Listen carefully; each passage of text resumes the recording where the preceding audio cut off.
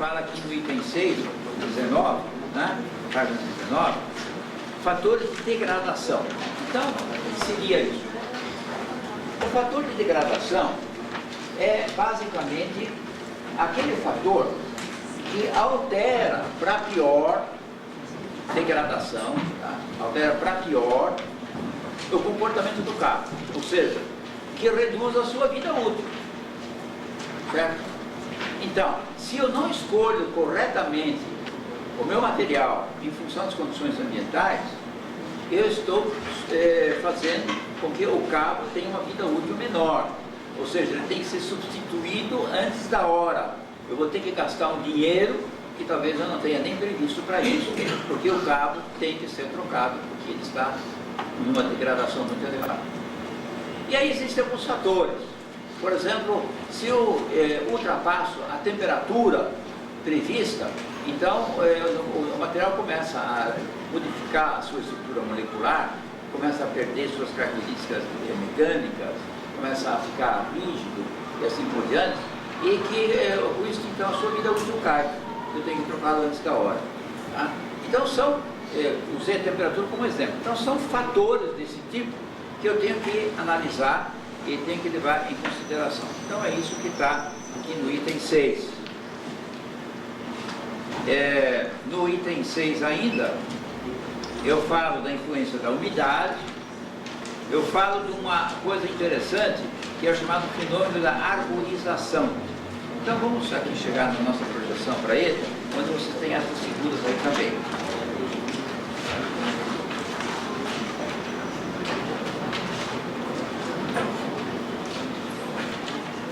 A camada isolante do carro ou do fio, eles podem apresentar deficiências internas que são chamadas de arborização. Ou seja, vocês têm, por exemplo, uma situação em que aparecem certas deformações da própria estrutura utilizada, certo? E que então vão começar a prejudicar, por exemplo, a capacidade de isolação. Então, por exemplo, nessa região aqui, eu não tenho mais a plena isolação. Eu tenho uma região aqui no meio que está afetada. Então, essa região aqui, ela vai ter uma menor rigidez elétrica. Ela vai tender a ser rompida pela diferença potencial antes da hora em que eu tinha pensado. Ou seja, antes da hora da seção plena isolante que o material tem em si, certo? Então isso é um problema de qualidade, muitas vezes, que também ela aparece com o tempo apenas, quer dizer, ela está dentro de um critério de envelhecimento, tá? E onde então, nós temos na verdade dois tipos de defeitos. Um deles que é então o interno. Esse interno aqui, geralmente, é causado por deficiências na própria estrutura do material. Tá? Por exemplo, a inclusão de uma bolha aqui no meio. Então, o material pode ter, pelo próprio processo de fabricação, certas bolhas internas, bolhas de ar, bolhas de água. Tá? E tanto o ar quanto a água, só para citar esses dois exemplos, tem uma capacidade de isolação menor do que a do próprio material isolante. Então, são regiões onde nós temos uma deficiência isolante.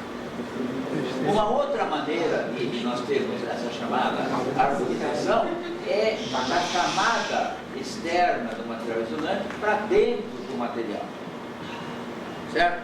Então essa aqui é chamada de arborização externa e de arborização interna.